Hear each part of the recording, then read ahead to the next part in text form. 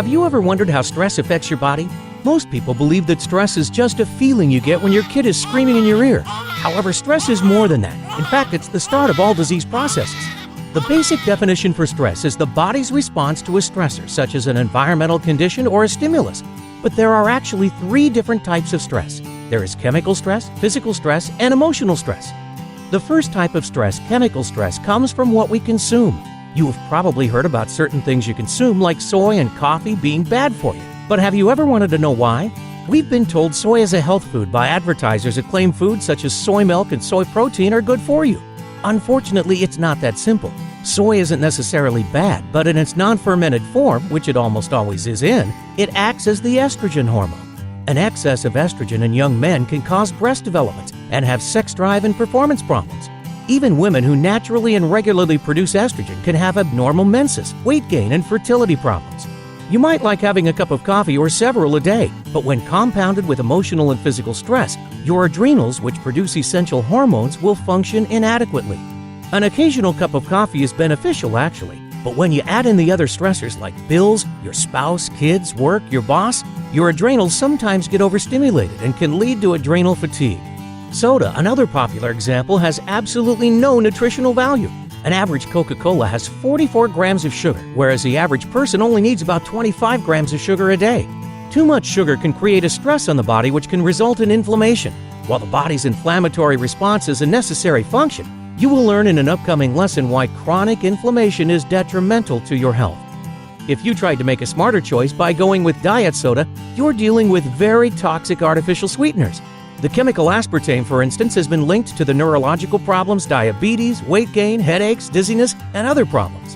The second type of stress, physical stress, occurs from trauma of minor or major injuries. When Bob was a teenager, he got into a car accident. He was a little sore for a few weeks, but seemed fine. Flash forward 20 years, and now Bob has arthritis and chronic pain. How did this happen? Physical stress affected Bob over a long period of time, so when he is an old man, he may not even be able to get out of bed in the morning. Let's take a closer look at Bob's injury.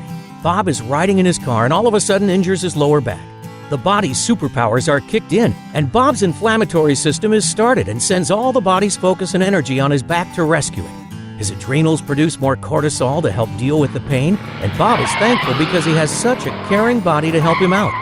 Unfortunately, Bob's back doesn't heal properly, and he begins living with chronic lower back pain.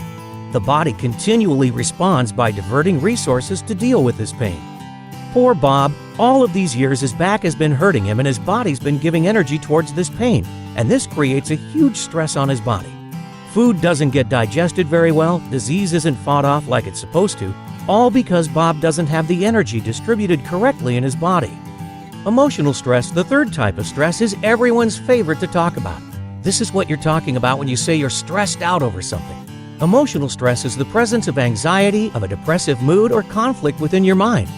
Whether you were stuck in traffic and need to get to work, or you just lost a loved one and are in deep grievance, emotional stress affects you every second of the day. It's the toughest to battle, but could be the most rewarding. So how can we avoid stress altogether? The truth is, you need stress. Stress is a necessary response and can even be life-saving. The key is to not be chronically in this state. What can you do to begin managing the stress on your body more effectively? Take unhealthy foods out of your diet. Care for your body when you have an injury.